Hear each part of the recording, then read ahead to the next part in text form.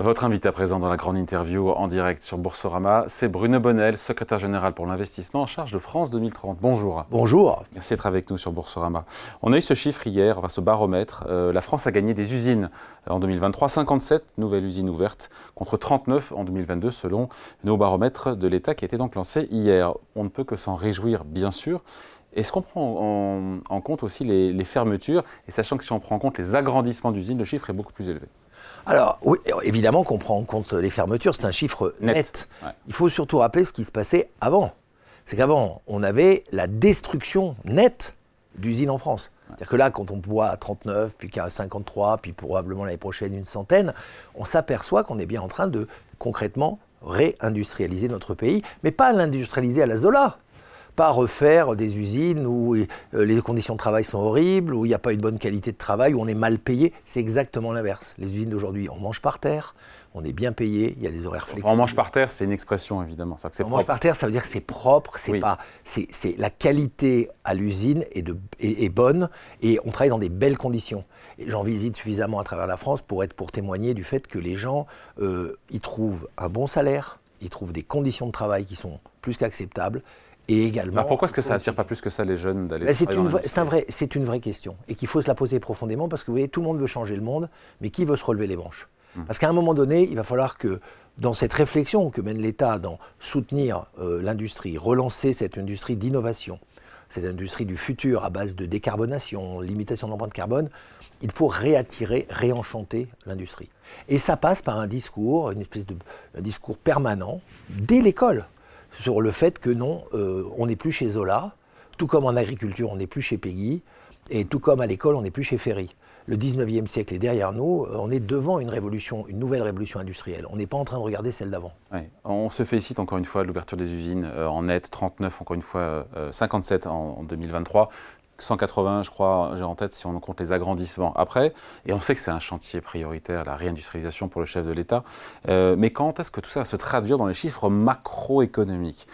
La production industrielle, le commerce extérieur, l'emploi. Sur la production industrielle, j'ai regardé, en février 2024, on est juste revenu au niveau de 2015.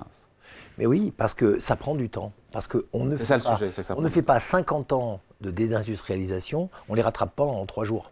On ne les rattrape pas en 3 ans, on va les rattraper sur une dizaine d'années. C'est pour ça que l'objectif clairement affiché dans notre mission, c'est France 2030. France 2030, c'est effectivement un moment où... Et c'est là où on le verra dans les chiffres macroéconomiques. Oui, parce que nos objectifs sont clairs. 2 millions de véhicules électriques fabriqués en France en 2030, c'est l'objectif sur lequel nous sommes. Et nous sommes sur cette trajectoire. Ça devient effectivement du matériel, un impact sur le PIB, etc. Un rapport montrait que le plan France 2030, globalement, à partir de 2030, il a un impact d'au moins 1% sur le PIB. Donc on va avoir une dynamique qui va être assez extraordinaire.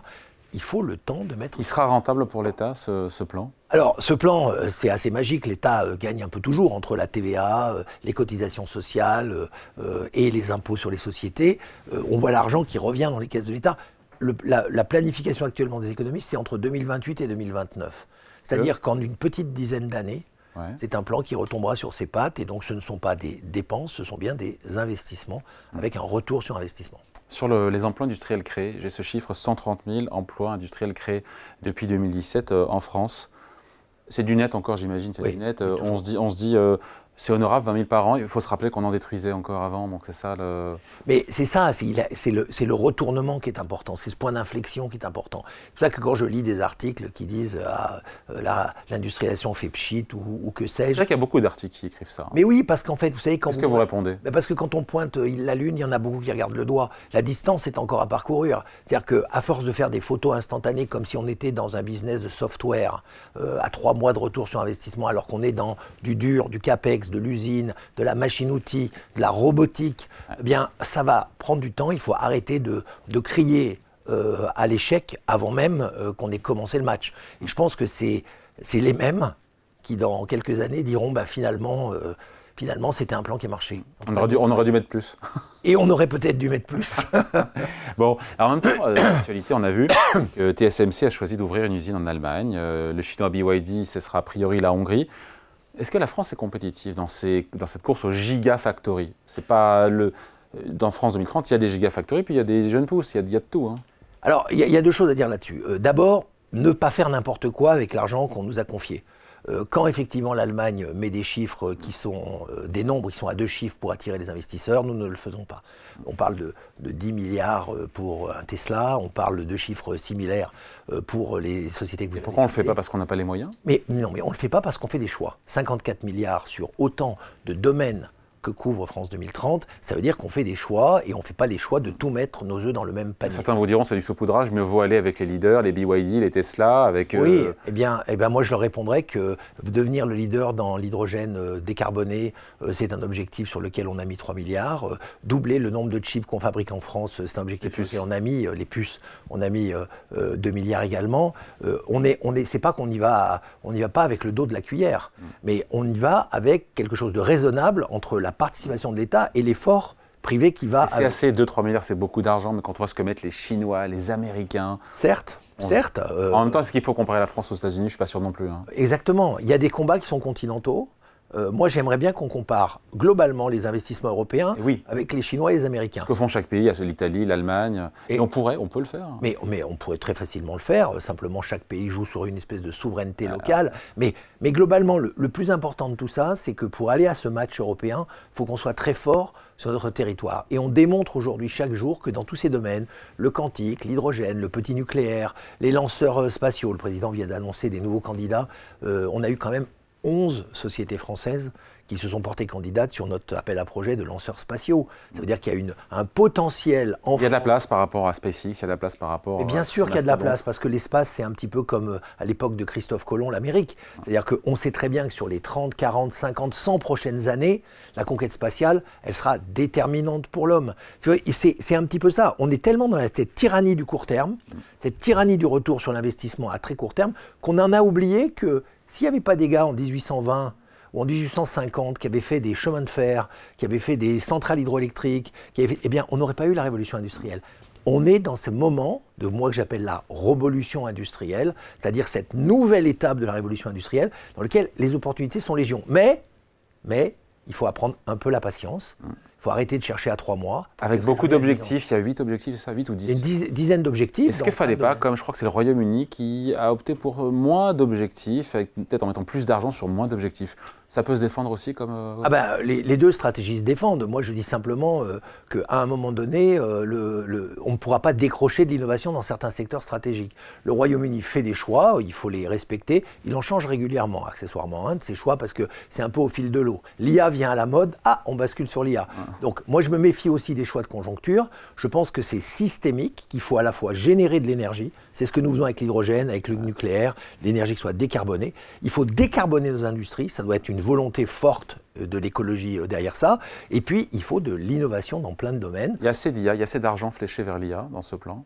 L'argent fléché vers l'IA, elle est à l'intérieur du plan. C'est-à-dire qu'aujourd'hui, quand on travaille sur les satellites, par exemple, on met de l'IA. Quand on travaille sur l'agriculture, on met de l'IA, parce qu'on observe des évolutions de plantes où on fait des nouvelles générations avec l'IA. Donc je pense que l'IA devient quelque chose qui infiltre la totalité de l'innovation et clairement, aujourd'hui, est une part importante du plan France 2030.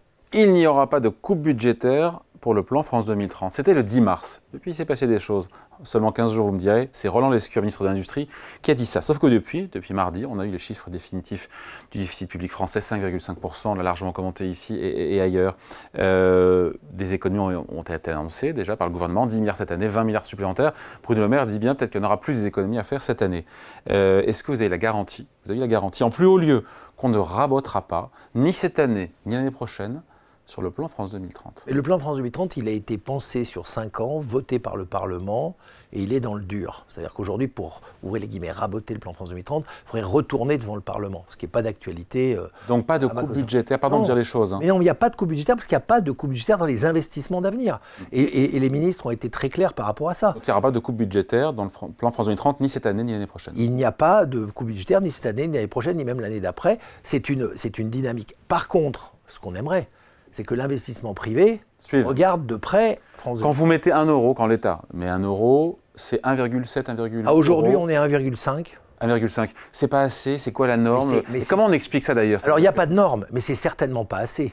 Ça veut dire qu'aujourd'hui, il faut qu'on aille beaucoup plus loin. Il faudrait qu'on soit à 1 pour 3. Et si le privé ne vous suit pas, c'est qu'il n'y croit pas? C'est pas qu'il n'y croit pas, c'est que le privé, il est sur cette espèce de rentabilité. Vous savez, il y a une espèce d'angoisse qui est aujourd'hui due à plein de facteurs exogènes, qui fait que les gens disent « Ouh là là, vous voyez bien que l'épargne est en train d'exploser, parce qu'on ne sait pas ce que nous réserve demain. Ah ouais. Ce que nous réserve demain, on le fabriquera avec l'innovation. Avec ce qu'on fait aujourd'hui. C'est qu'on n'est pas en train de dire on ne subit pas demain, on construit demain. Donc il faut que les investisseurs privés comprennent que c'est bien dans ces nouveaux métiers, l'hydrogène, l'espace, l'exploration des fonds sous-marins, etc., que sont là les réserves de grandes plus-values de demain.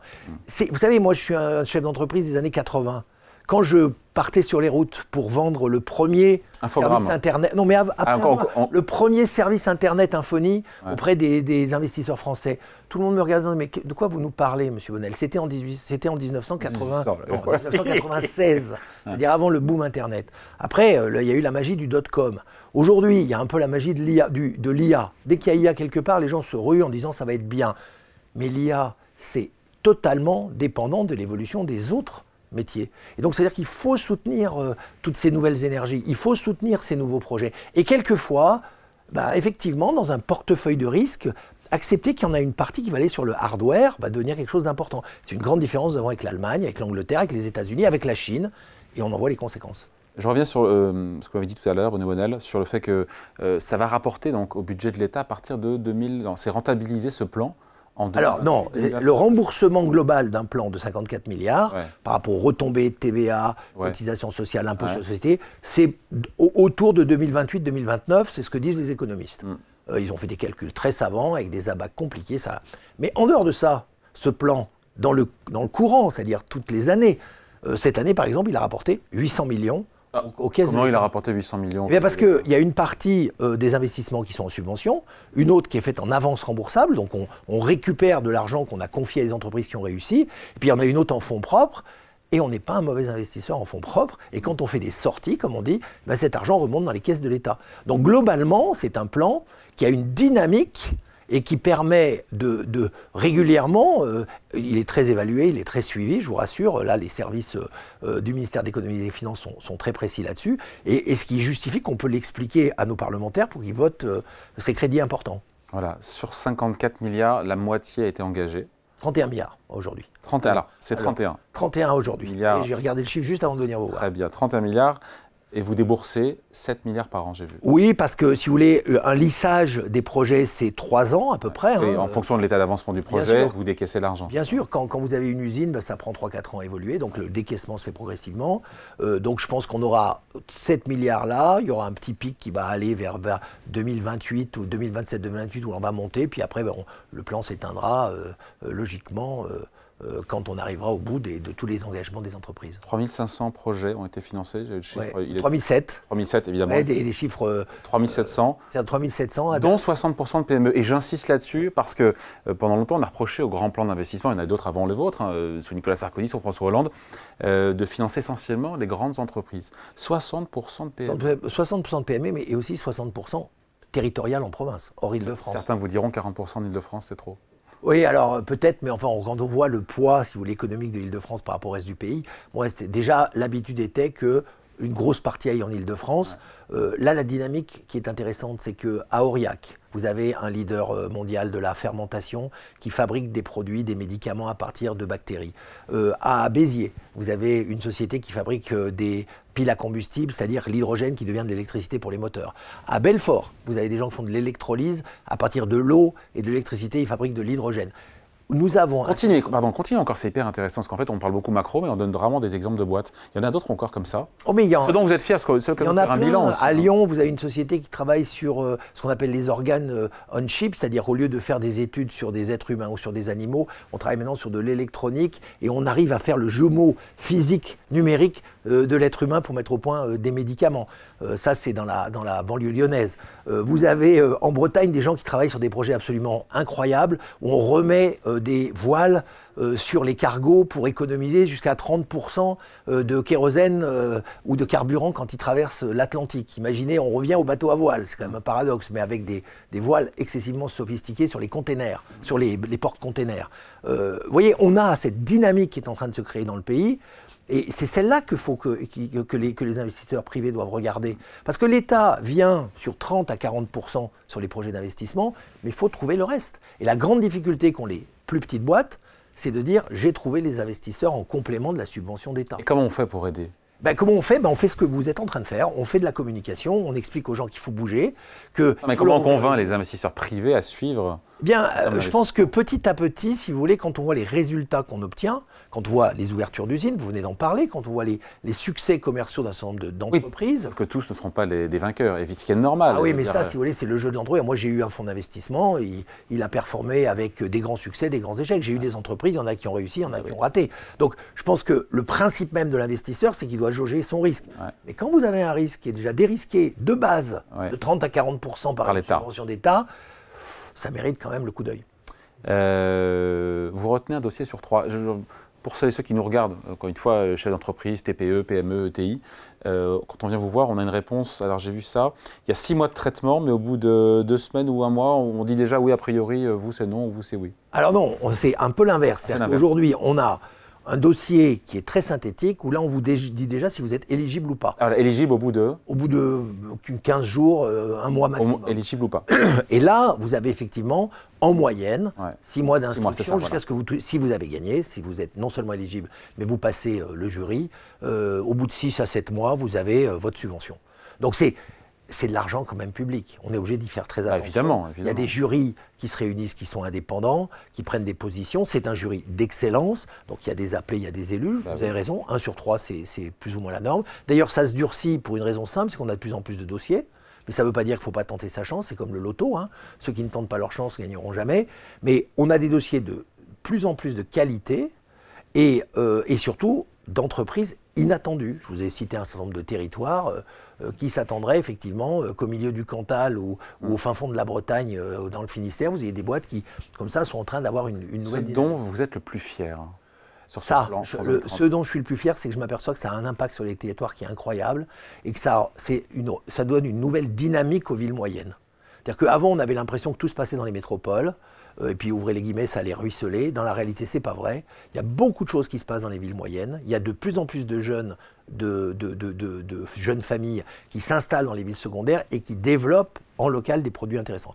Ça, c'est ce raccommodage avec les territoires dont je suis le plus fier. Puis après, ce dont je suis le plus fier, c'est que je vois tous les jours, que la France n'a pas décroché. Je vois tous les jours que par rapport à la concurrence, nous avons des champions et on ne veut plus... Dans quel secteur ? Dans les secteurs, je l'ai dit, de l'hydrogène, notamment décarboné, dans les secteurs du petit nucléaire. Nous avons des boîtes d'exception dans lesquelles on fabrique en ce moment des réacteurs nucléaires qui sont beaucoup plus compacts que ces grands EPR dont on a aussi besoin pour d'autres raisons. Dans les secteurs des nouveaux matériaux, sur lesquels tout ce qui est recyclabilité et réflexion sur les nouveaux matériaux à base de graphène, de carbone, là, il y a une dynamique qui est en train de s'installer. Donc de très très nombreux secteurs. Alors je vous ai passé sous silence, c'est la révolution de la mobilité. On a lancé un projet que j'aime beaucoup qui s'appelle Extrême Défi, où on a dit à des designers et à des jeunes constructeurs, dire inventez-nous l'espèce de mobilité de demain, qui soit ni la voiture électrique, ni le vélo électrique. Et là, vous avez un foisonnement de projets qui aujourd'hui peuvent paraître farfelus, mais demain, qui peupleront nos villes. C'est-à-dire qu'une évolution du vélo cargo, une sous-dimensionnement de la voiture électrique, et finalement les gens disent mais pour l'usage que j'en ai par exemple en zone urbaine, ça me suffit largement. Donc une véritable énergie créative, industrielle, qui se heurte encore au scepticisme des investisseurs privés. Donc je réinsiste pour que les investisseurs privés aillent voir ce qui se passe et surtout fassent confiance au filtre France 2030. Quand nous on approuve un projet, quand nous on dit c'est un bon projet, il est déjà passé par tant de fourches codines qu'il peut avoir un crédit confiance un petit peu plus important que d'autres. Ce qu'il faut améliorer dans France 2030. Je pense qu'il faut améliorer, il faut encore simplifier l'accès au dossier, ça c'est important. Il faut qu'on soit beaucoup plus rigoureux sur le suivi, parce que ça nous permettra, si les objectifs ne sont pas atteints, parce que comme on fait un peu des tests en Quand on confie de l'argent à quelqu'un qui innove, il peut réussir, il peut rater. S'il rate, ce n'est pas un échec, c'est une expérience. Par contre, l'argent qui restait pour le projet redevient disponible. Il faut très très vite qu'on identifie les capitaux qu'on peut réinjecter dans d'autres. Bon, avant de se quitter, il y a une de vos sorties. La France, c'est un paradis pour les entrepreneurs. Certains vous diront que c'est vrai, d'autres vous diront que c'est totalement faux. Oui, bah écoutez, je les encourage. En pays où il y a le plus de cotisations, pays où il y a le plus gros impôt, la plus grosse dette, ou la bureaucratie, etc. Vous en ferez ricaner certains, vous savez. Oui, bah, je les encourage à faire comme moi, à avoir créé des sociétés dans à peu près une vingtaine de pays dans le monde et s'apercevoir qu'effectivement, on a un modèle social, il faut faire avec. Moi, j'en rougis pas, je suis assez fier de notre modèle social. Il ne se financera que si on fait de la croissance et donc s'il y a de plus en plus d'entrepreneurs. Alors après, chacun peut jouer perso, mais vous savez, finalement, quand on se retrouve tout seul face à un débiteur ou à un créditeur important américain, c'est là qu'on s'aperçoit qu'on a gagé sa maison, ses avoirs, ses actifs, etc. Et qu'on se dit, ah, finalement, la France, c'était pas si mal. Comment vous le prouvez, on finit là-dessus? Comment vous le prouvez que c'est un paradis? Comment vous l'étayez? Je le prouve parce que je l'ai vécu dans différentes circonstances internationales et que je m'aperçois. Au-delà de se comparer aux autres. Mais on a un accompagnement exceptionnel, par exemple, un détail, les chambres de commerce. Très dévalorisées, les chambres de commerce. Fondamentales pour plein d'entrepreneurs sur les territoires. On a évidemment la BPI, qui est un soutien permanent de toutes les entreprises. France 2030 pour l'innovation. L'accompagnement de l'État et sa bienveillance est quelque chose de très important. C'est un état d'esprit qui a été mis en place, qui a été accéléré après 2017, mais qui précédait 2017, et qui fait qu'effectivement, on n'est pas tout seul. L'entrepreneur, il n'est pas tout seul dans la grande vallée des larmes en disant « je réussirai contre tout ».